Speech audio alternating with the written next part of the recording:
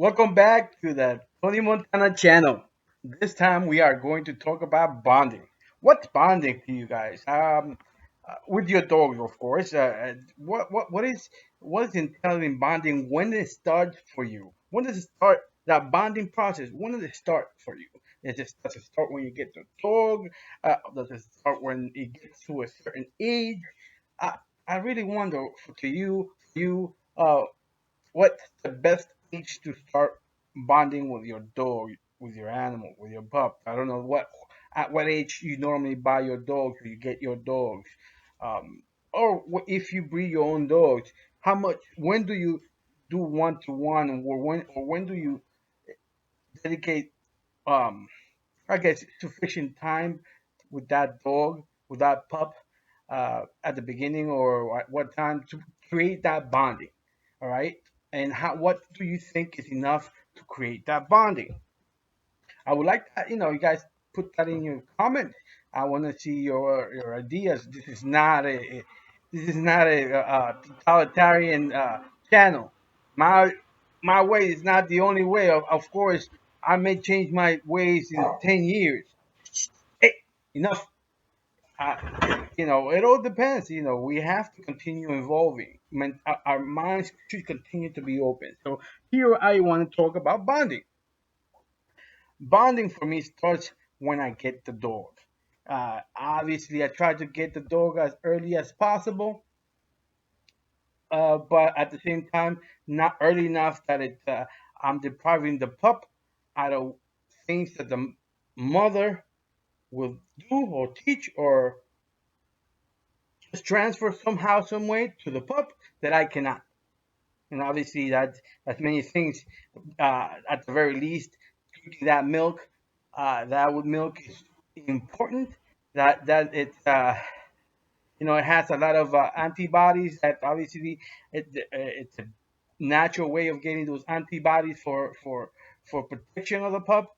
So we have to take care of that, do that, and also there is an advantage. This thing about the pup interacting with the siblings, working it out, at the very least, a little bit of a who's who, kind of like interacting. They do one does this, the other one does that, and the third one does this, fifth, fourth. It just it helps connect wires in the brain. There's a connection that in every phase of the canine, or same way with people, same way with babies. Babies that are raised, uh, human babies that are raised in orphanage, really have a hard time making connections in the first few years of um, of life, that you cannot make those connections after. Same thing, I believe, with dogs. Dogs with pups, there are connections there that you need to make them when they're young. Otherwise, those connections are not going to be there, and you have to think of it as a web. If you don't have if you don't have enough intricacy in within the web, it's going to be more fragile. And I believe mentally, you make a stronger dog if you allow it, and if you assure that you make as many connections in the brain as possible, you create a smarter dog. That is the reason people, for the most part, believe that uh, dogs dogs raised in a house environment are smarter dogs, and they become better dogs, better workers than a dog that is raised isolated in a chain. And I'm not using the chain as a bad thing, it's just another location. uh, it, I could change that to a one of those big cages, which is, to me, is worse to have it in those big cages than on the chain, because on the chain usually you have a lot more space. But regardless of where you have your dog, how you have put your dog, you train them, you have them in the crate, you have them on one of those outside cages. Regardless of that, you can still benefit with bonding, however you have the setup for the dog or for the dogs. So we are going to start looking at, assume that you get a dog as a puppy. We're going to assume this because obviously this is the younger you get them, the better it is. Uh, Contingent that is not too young that you're separating the dog from its brothers and the mom too young. Because again, there's some connections that should be done to them that you should allow. But now you have the puppy in your house. Yay! Everybody's happy. Everybody has their reason to be happy. You're looking forward to these dogs becoming the a standard to the breed. And make you proud to have a dog that is a standard uh, um, in the breed and looks the part.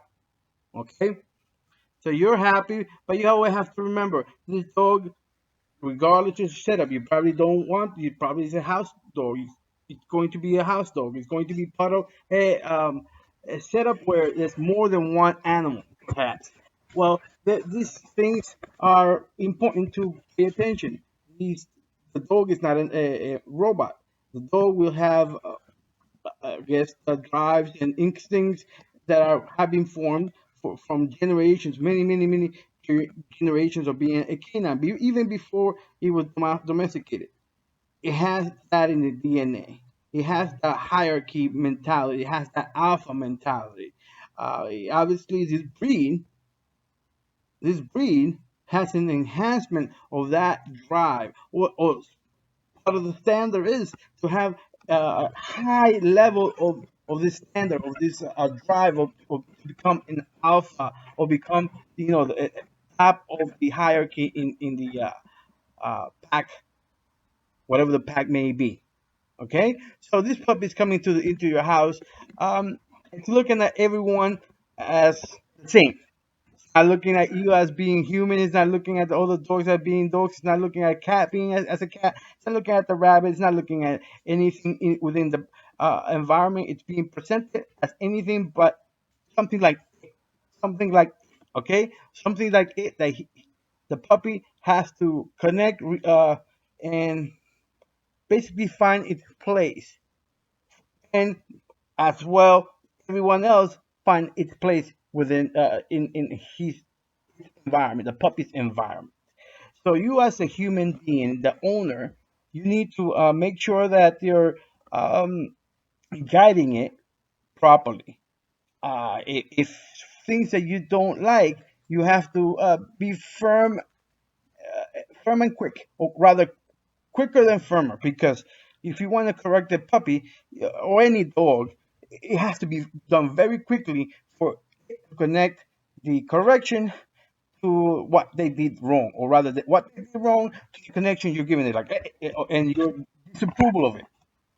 The same way, when you do have something to approve, you need to do it quick. You can't have the puppy do something right, something that you approve on, and wait 5 minutes to pet it, or 2 minutes, or 1 minute.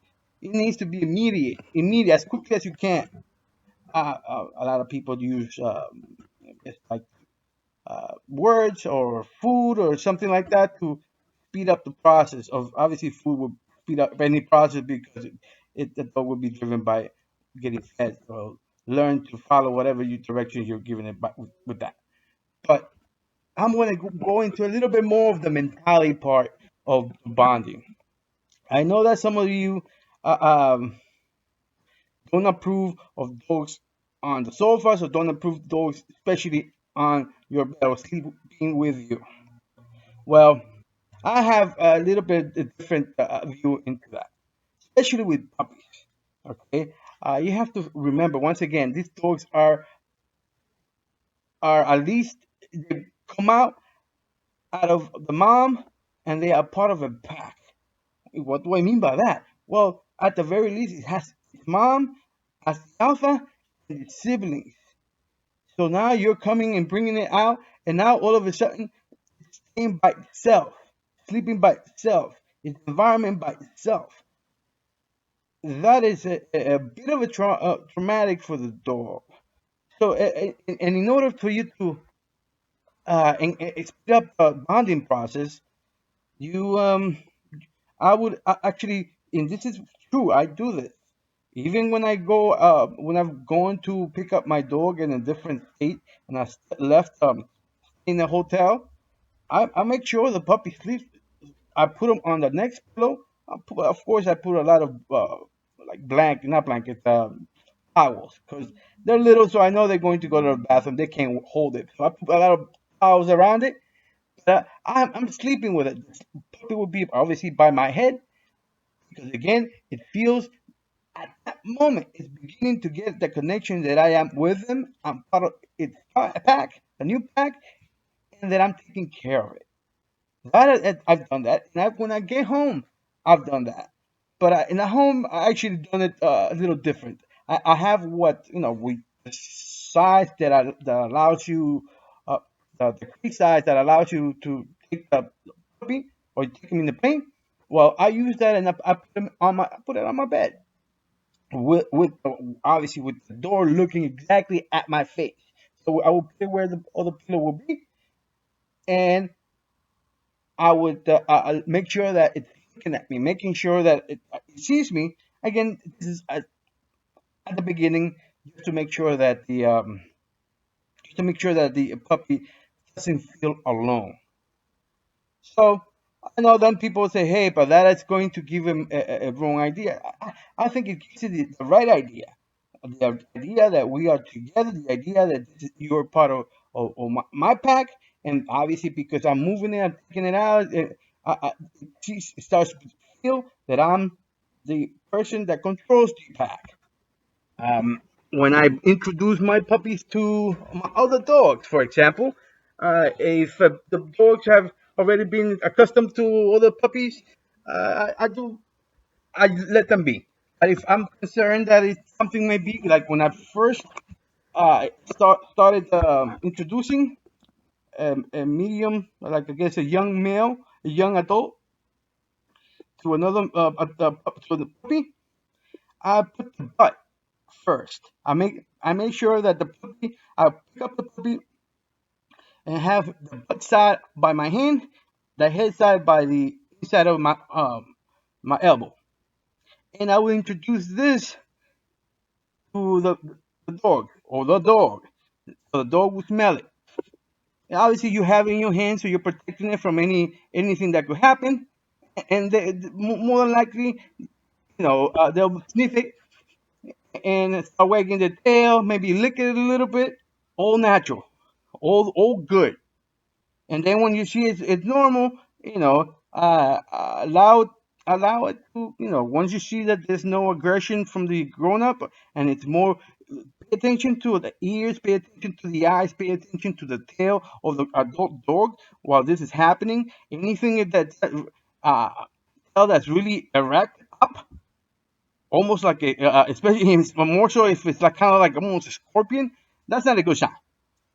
That's too high of excitement, and it can become you see as a prey when you let it go. You have to make sure that the dog, the grown dog or the adult dog or the bigger dog, is in the right state of mind that it's not going to hurt it when you put it on the floor. If you feel that could happen, then you need to step back and say, okay, maybe I need to reduce the energy level of my adult dog so that I can again reintroduce the pup, but the dog, adult dog, or the whatever bigger dog is going to have less of energy, so it'll be less excitable. And you might want to take it to the fatigue level. You may want to make sure that the dog is like, like it comes home and it's like, oh, this is a hard one, and it's like, okay, this is the time. And if you're still a little bit concerned, you put that dog inside one of the crates and you let the puppy right in front of the crate by itself to walk around and see the dog's the bigger dog's reaction. See if he will start being too aggressive. At this point, I would say no. But again, you really have to.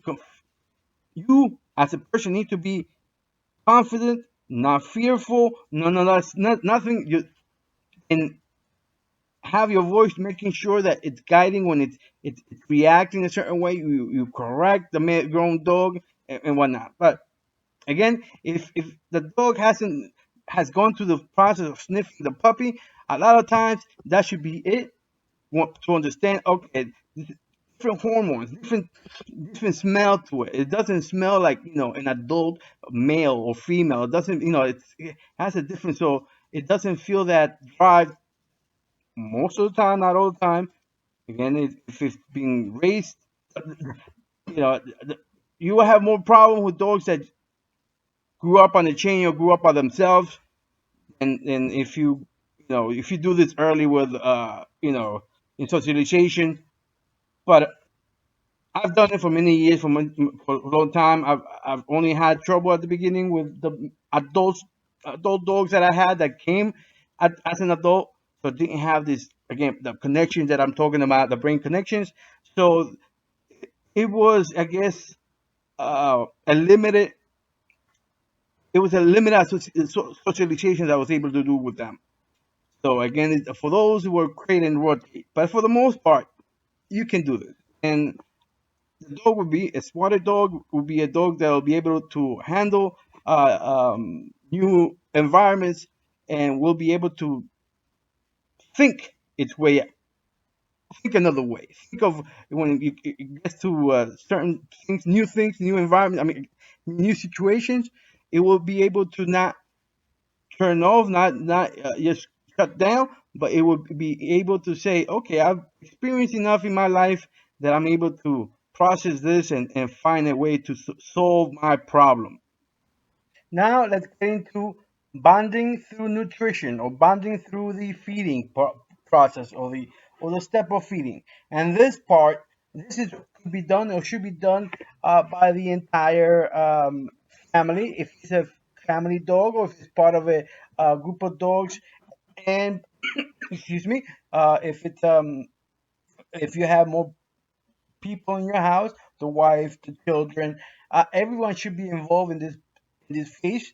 Uh, if not in all of them, this one should be one of them that they should. And then this is again talking about a puppy coming into the household. The puppy is going to grow pretty fast, so you need to make sure that the training is done early and it's reinforced through the puppy years, excuse me, puppy month. So that way, by the time it's large in size and potentially dangerous, if it won't be, because you have already socialized it, you have already formed, made the connections in the brain, and made it understand that some things are not uh, reactions well taken, or reactions that we take well, or we applaud. For example, getting aggressive with food that naturally in the wild it would be natural, normal for them to do that. And again, they're looking at you as not as a person, but as another dog. And so they are going to react the same way. And if you have children, they're going to react the same way, because that is that's the script they have in their DNA. Okay, that's the script that they have in their DNA, and you have to you have to help them understand, form more connections that makes them intelligent, so they can understand that script, but yet react a certain different way. And what's the different way? Is ignore, or disregard being aggressive, being protective of their food, because this person, whoever it should be, because they should be seen as any at this point, they're going eventually going to consider you as, and people, as a little different than other dogs. But again, at the beginning, they're not. So they're going to see that, okay, I should not be aggressive. I should not be protective towards my food when a human comes and tries to take my food, or put their hand in their food bowl. That is a no-no. So, and this time, when they're puppies, it's a good time to teach them, because they're still okay with sharing food with their siblings in the big bowl. They're all eating together. So this is a good time to actually, uh, to still have that memory of doing that with their siblings. You coming in here and furthering this and making sure they're not food protected.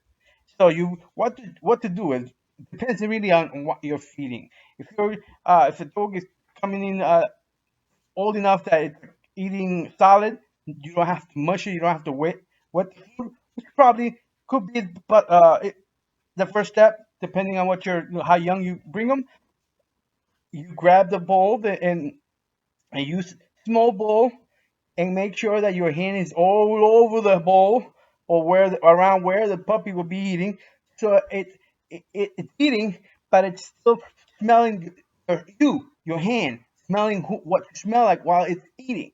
And obviously you're holding it, you're in the air. So and probably you could put them, if it's small enough, you could put them on top of you. Put on top of you, like you sitting in on the sofa if you want. If you don't want to don't want that connection with the sofa, then you get on the floor, man or woman, and do sit up like a pretzel. Let the puppies, sit there or eat. They'll stand there, and you have them, with a small bowl, and they're eating. Things you you stop it, take it away for a bit, let it see that you still have it, you know, caress it, whatever. Make sure that it sees that you know, you're doing this stuff, they're getting connections. You see the connection that you control the food, then they'll continue doing it. You might have to, you know, make sure that if you're eating, for example, and you want to feed your dog what you're eating or your puppy what you're eating, you wait until you're done. Same thing with any dog. Same thing as you grow, your dogs get older. You eat first. They should stay on the sidelines. Wait their turn. Wait until they get the signal. Otherwise, if you train them or mistrain them, these dogs are going to be on top of you, drooling. And if you turn around, you're not looking. They're gonna grab whatever is on the plate. Because that's they don't have the connection of, okay, you're certainly my alpha. Or socialization has been, hey, if I can get away with it, I will. And that's where you need to make sure that you are training them the proper way. And when you're in the street, I wouldn't recommend walking them when they're very young. I would not recommend that. I would think that just keep them, hopefully, in your yard if you have a yard, or just keep them very active in the house. But I would not recommend any puppy going out before they're like 6 or 7 months, like walking, because when they're young, they're trying to, like any baby, they're putting everything in their mouth, and that's when they potentially could get sick. Um, uh, Depending on where you live, we don't have too many of those problems here in the city. We're not. I'm not in the city, but suburbia, suburbia. 'Cause there's concrete everywhere, so it's not like I'm. It's very hard to find dirt. I have to walk. I have to travel to go into trails and everything. So it's not that. Yeah, it's not that common that we find any same things that our counterparts, you guys in the South, you have to deal with, like Babesia and all that crap. We don't deal with that much here in up north, unless we're more like kennel cough type of sickness than Babesia. But again, it's all how you keep your areas and how much your dogs are exposed to all that. But anyway, so we covered how when you brought them in, you have to make sure that the dog doesn't feel, or bring it and make it feel comfortable, have it sleep with you, or have it sleep in your as close to you as possible. You don't want to deal with it on your bed. Put it like on a counter, so like it sees you. It's not crying because it's gonna cry. It's baby, It's not being annoying. It's not doing that on purpose, man. It's going through something. So if you want to, make it easier for it, it's not going to be forever. Most dogs, once they're older, they're not going to do that anymore. When you don't want, they'll be like, all right, they might just sleep when you don't want them to sleep on the bed or sleep on your room. They might just sleep outside your door. It is what it is, you know. But it is important at the beginning to have them, I think as close to you and as much with you as possible. And with your children, if the dog gets mouthy, you might make a quick correction and say no, and tap it with 2 fingers, depending how big it is. Maybe with just finger, 1 or 2 fingers on the top of the nose, pop, and while biting, no, and you keep putting the hand in the mouth, like not in the mouth, but putting it like where it will be a target for the puppy to bite it, and you keep doing it. Tap it. No, you don't move your hand. You make sure the dog removes his mouth from your hand, and you say no. And that a lot of times that should be it. If I've tried another technique of shoving my hand and my fingers all the way back of the throat, I don't think that works best because the dog is like it's not feeling that negative no of it just does it until it gets choked. But if sometimes our dogs are so resilient that they will continue to do it. We're not connecting that we don't want them to do that. So we need to make sure that verbally and physically, make the no and the hitting. Sometimes you might just say no, or sometimes you might later on when they're older, you know, no, and they will react the same way. Stop doing it, or no, just quick smack on the top of the nose, and they will stop doing it. But anyway, I just noticed how long this video has or audio video has been, and I don't know if you guys like long videos. So I'm gonna leave that here, and I hope you appreciate just talking about bonding. I'm not sure how many of you guys enjoy bonding, talking about anything, pieces of the dogs. I hope that do find the right audience that does enjoy every aspect of the dog, including the bonding process. So again, I appreciate your time. This is Tony Montana signing off.